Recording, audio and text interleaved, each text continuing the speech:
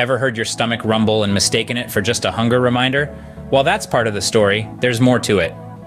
Even when your is empty, it doesn't simply sit idle. It actually keeps those muscles busy with rhythmic contractions called. Think of it like a built-in cleaning crew. These contractions help, through your digestive system, with remaining food for better digestion later, for the next meal by keeping things moving smoothly. Now, these contractions can sometimes make noise, especially when your stomach is mostly empty. The air and fluids inside get jostled around, leading to those familiar growls. So the next time your stomach starts singing its rumbling song, remember, it's not just complaining about food, it's hard at work, keeping your digestive system in tip-top shape. Don't forget to subscribe to our channel, Curiostatic, for more interesting content like this.